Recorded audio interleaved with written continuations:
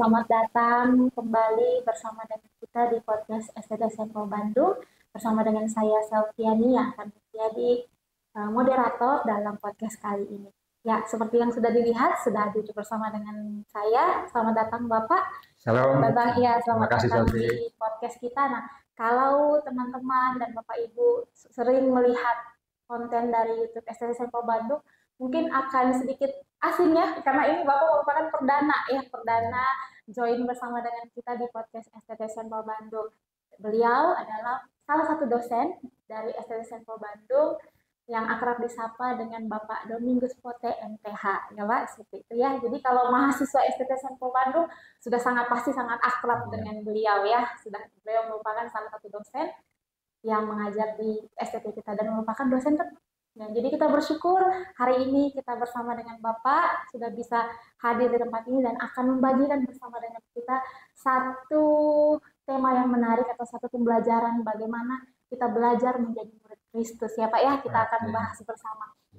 Jadi hari ini kita akan sama-sama mendengar apa yang akan disampaikan oleh Bapak terkait bagaimana kita belajar menjadi murid Kristus. Nah Pak, kita berbicara tentang belajar menjadi murid Kristus ini Pak. Nah, apakah semua orang Kristen itu dipanggil untuk menjadi murid Kristus atau bagaimana Pak? Atau seorang orang Kristen itu hanya dipanggil hanya untuk jadi Kristen? Atau gimana Pak menurut Bapak? Ya, ini pertanyaan yang menarik ya.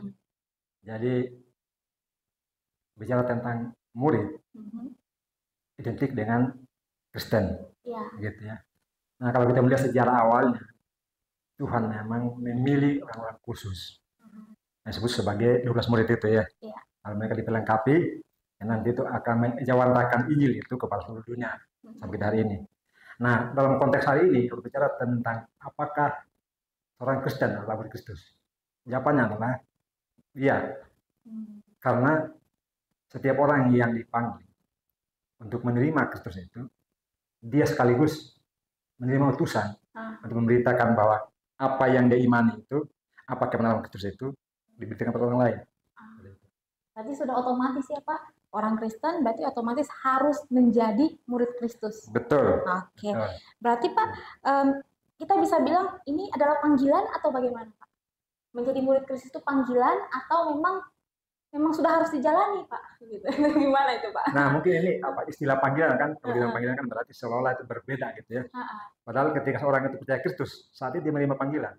Oh, betul ya. Saat orang itu bilang saya adalah murid Kristus, berarti otomatis panggilan itu sudah ada. Iya. Namun memang ada prosesnya kan begitu ya. Dia perlu belajar dulu untuk bisa juga menyampaikan pada orang lain, langsung. Ya, jadi berbicara tentang proses nih Pak. Bagaimana sih Pak, bagaimana kita bisa menjawab? Itu kan proses adalah bagian daripada kita menjawab panggilan ya Pak ya. Nah, itu bagaimana cara kita menjalaninya Pak, menjawab panggilan ini Pak? Iya, jadi kalau merespon panggilan dari murid, prosesnya kan berarti kan dimulai tentang orang punya iman dulu kepada Kristus. Dia beriman kepada Kristus. Jadi kalau kita mengingat dalam Roma 10:9-10 itu kan mengaku dengan mulut berjalan hati. Baiklah Tuhan maka dia akan selamat. Kemudian nanti itu Yesus Kristus menjelaskan dalam Matius 28 ayat 19-20. Pergi untuk menjadikan semua bangsa muridku, seperti itu ya. Nah, prosesnya adalah yang pertama dia mengetahui bahwa dia percaya ke Tuhan. Yang kedua dia mencari kebenaran itu yang membuat dia tadi percaya. Dari pencarian itu dia akan menemukan bagaimana dia akan menyaksikan kasih Tuhan itu kepada orang lain. Nah, tentu memang kalau bicara tentang proses, banyak orang berpikir harus sekolah teologi dulu. Betul ya? Kalau ikut dulu program khusus. Memang dalam konteks pengetahuan secara sistematik memang demikian. Tapi saya bayangkan sesuatu yang ada di pedalaman yang tidak bisa dijangkau oleh pendidikan formal. Mereka tetap jadi murid. Jadi menyaksikan Kristus itu memang yang pertama, kalau sudah punya pengetahuan bahwa dia adalah Tuhan dalam dirinya, dia pasti menceritakan kepada orang lain. Nah, prosesnya otomatis ya Pak ya, kalau dia menceritakan itu setelah dia tahu gitu ya. Dan tahapannya kan berarti dia ketika dia memiliki keinginan untuk menyampaikan kabar baik itulah salah satu proses pemuridan orang lain. Jadi salah satu proses jadi bukti dari dia adalah seorang murid itu ya Pak. Nah, kita bilang bukti daripada seorang murid, otomatis mereka akan menyampaikan ini, menyaksikan ini kepada orang lain. Tapi apa sih Pak tantangan? Kita jadi pengen tahu tantangan terbesar, karena memang realitanya memang kita bilang kalau orang sudah jadi murid pasti dia akan menyaksikan ya Pak. Ya. Tapi kita nggak bisa menutup mata juga, banyak loh orang yang sudah Kristen tapi nggak menyaksikan kasih Tuhan dalam hidupnya kepada orang lain. Ya. Nah menurut Bapak apa sih tantangan sebenarnya, tantangan yang terbesar, apalagi dalam era zaman modern sekarang? Kan apa-apa kalau kita sedikit-sedikit menyaksikan kasih Tuhan pasti ada kristenisasi begini-gini. Itu bagaimana Bapak menanggapi hal ini Pak? Tantangannya apa sih sebenarnya? Ya mungkin kita mundur ke belakang dulu. Waktu itu kan ada 12 murid ya, betul ya? Iya betul. Satu yang gagal. Yudas. Betul. Itu, benar ya Pak, Yudas. Itu langsung tantangan pertama. Ada di mata di depan Tuhan Yesus. Betul nggak? Iya betul Pak. Orang langsung gagal di situ. Karena dia bersama dengan Tuhan dan mengikuti, mengalami bagaimana Tuhan menyatakan kuasa kerjaan itu, tapi gagal. Nah, lalu bagaimana dengan saat ini? Saya kira prinsip dalam Alkitab itu tetap sama saat ini. Makanya itu saya mengatakan banyak yang dipanggil, sedikit terpilih. Saya suka ayat ini Pak. Cuman kadang orang memaknainya juga tidak sesuai dengan seperti itu Pak. Ya, dengan konteks begitu. Gimana itu Pak? Ya, jadi kalau dalam konteks modern saat ini, yang menjadi tantangan besar adalah yang saya pahami ya. Saya pun juga waktu itu pernah mengalami persis itu dan saya bertobat. Tantangan hari ini adalah ada yang seorang Kristen tidak siap jadi murid, tapi siap jadi guru. Itu masalah besar. Dan bahkan, mohon maaf, setiap banyak hamba Tuhan yang tidak mau jadi murid, mereka menjadi pengajar saja.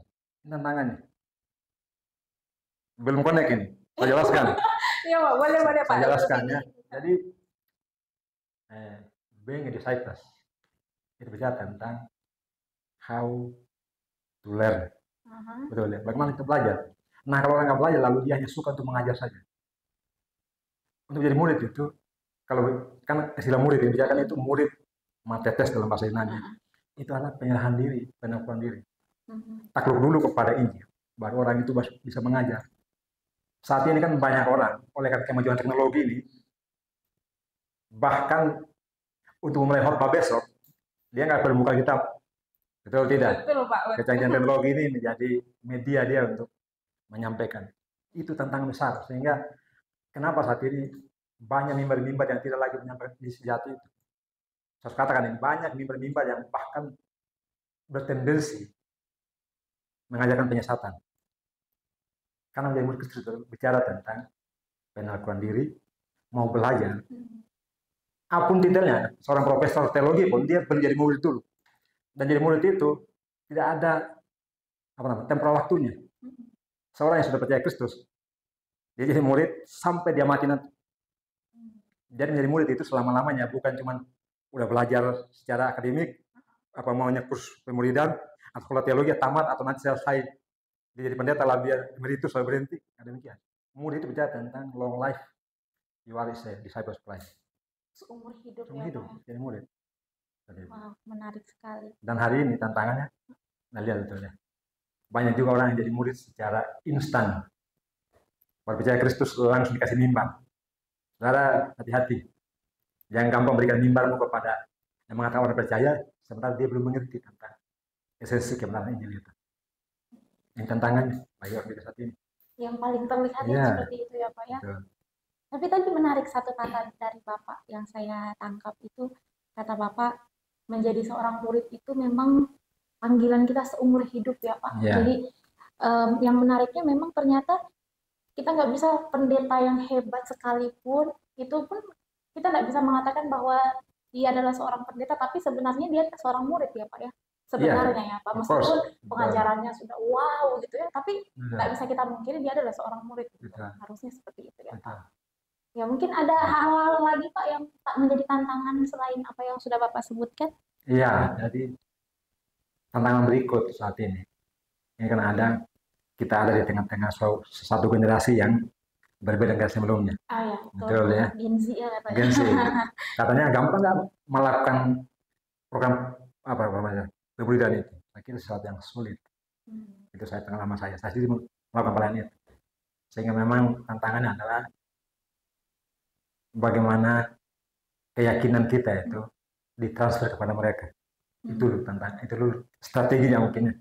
Kalau cuma mengajarkan teorinya dengan menghafal semua ayat itu kadang-kadang sulit, tetapi mentransformasi hidup kita itu tentang keteladanan. Kita menjadi satu poin yang dapat mereka lihat. Contoh anak saya sendiri, anak saya bikin set, menunjukkan dengan satu contoh aja lah. Bagi saya itu salah satu cara saya memutuskan dia adalah ketekunan dalam doa. Itu aja dengan ajak dia berdoa dan dia meyakini bahwa apa yang lakukan itu harus bergantung sama Tuhan. Salah satu model saya memuridkan dia. Sehingga ketika ada masalah, dia tidak lari ke tempat lain, dia pasti lari kepada Tuhan. Berarti salah satu langkah yang dapat dilakukan atau yang diambil untuk bisa untuk khususnya untuk bagi generasi Gen Z lah ya istilahnya, untuk bisa memuridkan mereka supaya mereka belajar menjadi saksi adalah keteladanan dari orang yang mereka anggap pribadi yang bisa dijadikan contoh. Nah, itu untuk anak-anak Gen Z kita juga nggak bisa melupakan sih Pak, ada generasi sebelum Gen Z Pak. Apa sebenarnya langkah yang bisa diterapkan secara umum aja Pak untuk bisa seseorang itu tahu menjadi murid, tetapi untuk berani bersaksi gitu. Karena memang saya pribadi juga, saya secara pribadi memang saya orang Kristen, saya murid Kristus, tapi terkadang ada di fase-fase tertentu saya juga merasa takut Pak untuk bisa menyaksikan atau bisa bercerita tentang Tuhan dalam kehidupan, apalagi sama orang-orang yang mungkin tidak seiman dengan saya. Gimana Pak?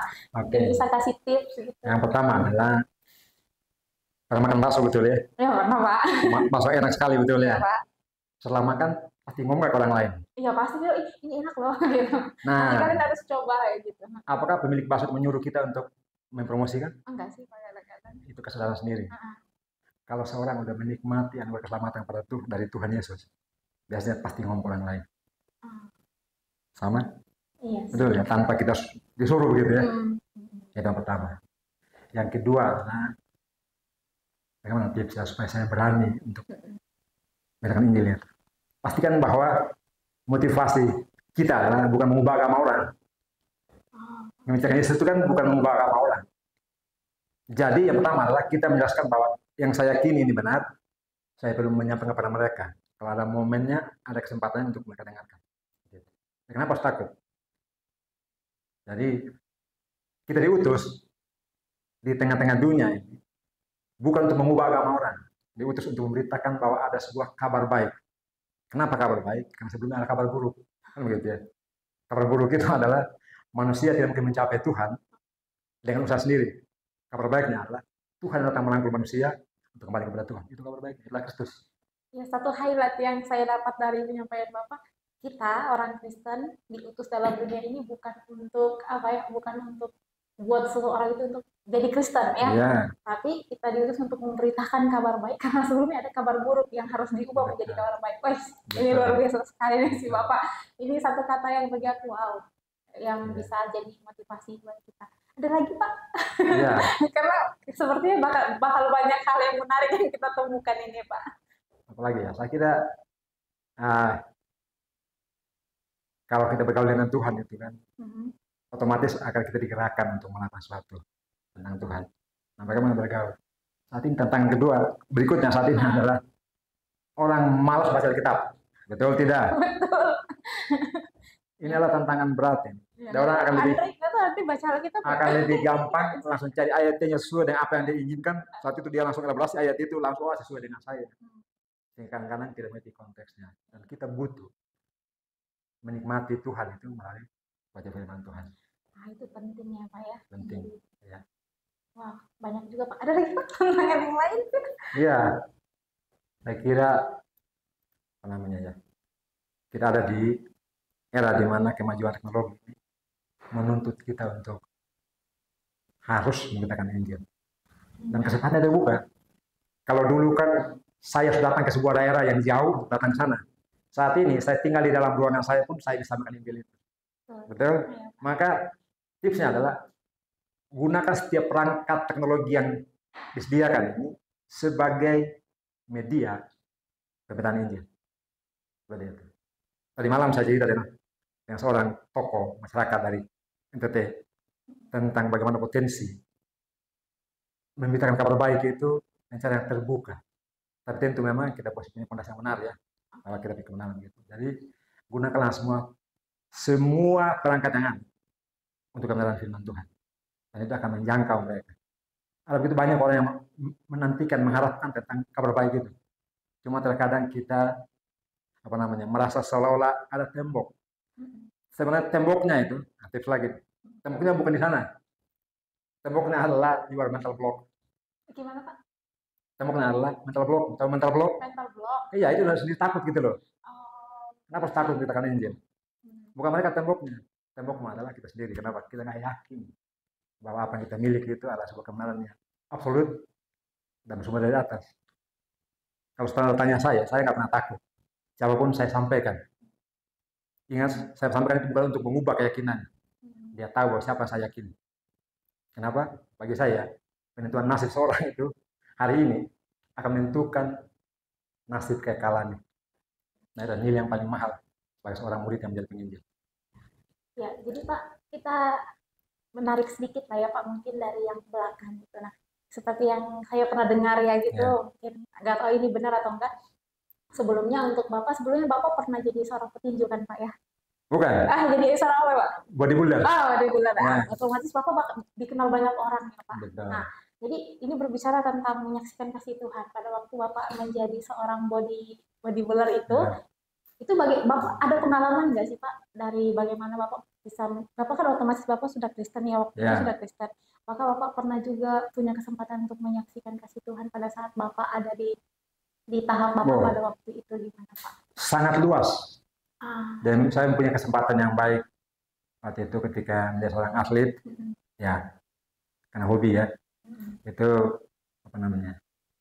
peluangnya banyak untuk menyaksikan Tuhan kepada mereka. Banyak peluangnya. Dan itu saya alami sendiri. Dan juga banyak orang-orang sekitar saya yang saat itu mengalami perjumpaan dengan Kristus secara pribadi. Bagaimana caranya Pak? Pertemanan, persahabatan. Gitu. Tentu ya, yang bicara, kalau dia adalah Kristen, pasti percaya, belum tentu itu. Ada begitu banyak orang yang berkata Kristen, tetapi mereka butuh Injil itu. Dan dimanapun progresi kita, itu adalah tempat di mana kita mencari Injil. Iya, betul sekali, itu adalah poinnya. Jadi kita bersyukurlah, senang juga dari pengalaman Bapak yang sudah diceritakan, seorang atlet yang kalau bilang tidak kasih kesempatan, maksudnya pada saat banyak kesempatan bertemu dengan orang, Bapak juga masih tetap bisa menyaksikan kasih Tuhan. Ini adalah salah satu contoh yang buat kita ya. Kadang kalau untuk kita yang sekarang ya Pak, kita ada di posisi yang bagus, kadang kita takut untuk menyaksikan kasih Tuhan Pak, karena takut nanti ditinggalin sama teman-teman, terus dikucilkan gitu. Tapi dari pengalaman Bapak luar biasa banyak yang ditenangkan ya Pak ya dari pengalaman. Oke, baik. Tidak terasa sudah berapa menit ini ya waktunya. Kita akan akhiri, tapi mungkin bisa Pak kasih satu statement terakhir Pak untuk bagaimana supaya kita tuh lebih berani lagi menyaksikan kasih Tuhan dalam melalui kehidupan kita Pak. Mungkin satu statement atau nasihat untuk para penonton. Oke. Ya, saya kira tepatnya penasehat ya. Karena saya sedang berguru kepada siapapun. Jadi, saudara-saudara, menjadi Kristen itu bukan pilihan kita, tetapi kita dipilih oleh Tuhan. Dan esensi dari Kristen itu, kita memiliki tanggung jawab untuk menyampaikan kabar baik itu kepada siapapun dengan cara dan strategi kita masing-masing. Bagaimana kita mengejawantakan kebenaran Injil itu dalam kehidupan setiap orang. Jadi, sampaikan kebenaran tanpa mengalami ketakutan. Karena tujuan kita adalah mau membawa sebuah kabar baik yang akan menentukan nasib kekalahan setiap orang kalau dia menerimanya. Jadi yakini Kristus sebagai satu juru selamat dan pegang salibnya itu. Kalau saudara memiliki kekuatan iman dalam salib Kristus itu, maka keberanian otomatis muncul dalam dirimu untuk bercerita kepada siapapun tentang siapa yang Anda imani, siapa yang Anda yakini, yaitu Kristus. Saya kira itu. Terima kasih Pak. Sama saya mau nambahin karena jadi berkat buat saya secara pribadi juga. Ingat pada saat kita mau belajar menyaksikan tentang Tuhan kepada orang lain, pemikiran kita jangan beranggapan bahwa kita akan menjadikan mereka seorang Kristen, tapi bagaimana kita menyampaikan kabar baik itu kepada orang lain, karena memang sebelumnya ada kabar buruk yang sudah didengar terlebih dahulu. Ya, ini adalah tips dari Bapak Domi untuk kita. Jadi tetap semangat menjadi murid Kristus. Terima kasih sudah menonton podcast kami dan terima kasih Bapak sudah hadir bersama dengan kita dalam podcast dalam seri minggu ini. Dan kita akan berjumpa di podcast selanjutnya. Terima kasih. Jangan lupa like, komen, dan berkati.